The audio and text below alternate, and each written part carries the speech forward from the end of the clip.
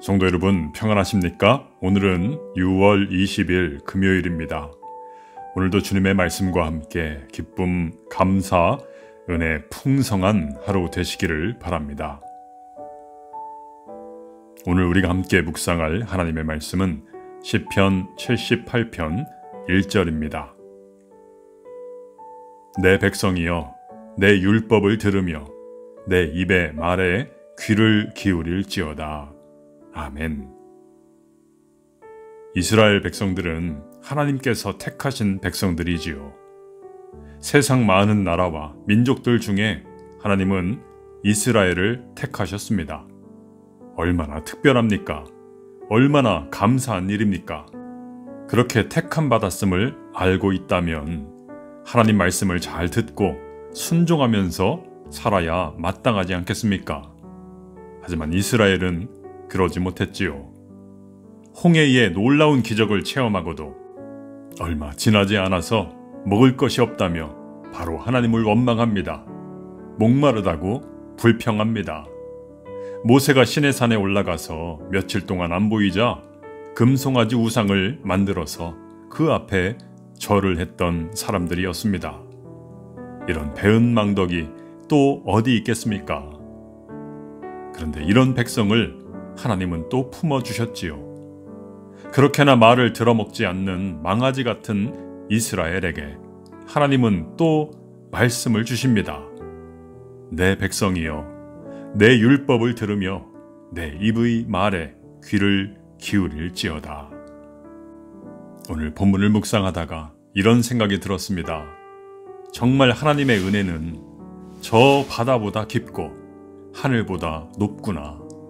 그 크신 은혜가 이스라엘을 하나님의 백성 되게 만들었구나. 우리는 때때로 하나님의 말씀을 귀찮게 여기기도 합니다. 한 귀로 듣고 다른 귀로 흘려보낼 때도 참 많지요. 그러나 하나님이 여전히 나에게 말씀하신다면, 그 말씀이 들리는 자리에 있다면 여러분, 그것이야말로 하나님의 은혜입니다. 강단 위에서 설교를 하다 보면 간혹 꾸벅꾸벅 조는 성도님이 눈에 들어올 때가 있습니다.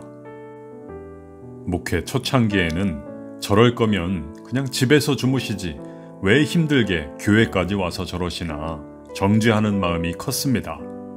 그런데요, 요즘은 생각이 바뀌었습니다. 졸더라도 은혜의 자리에 나와서 조는 게 여러분 좋은 것 아닙니까?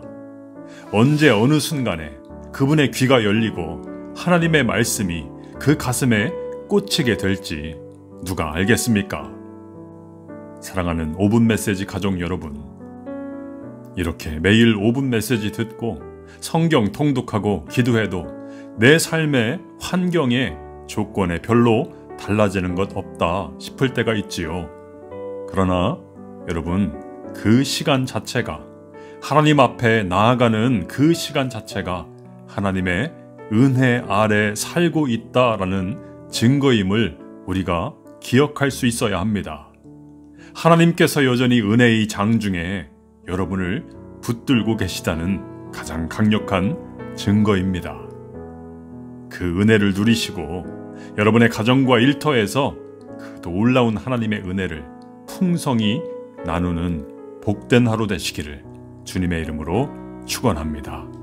기도하겠습니다.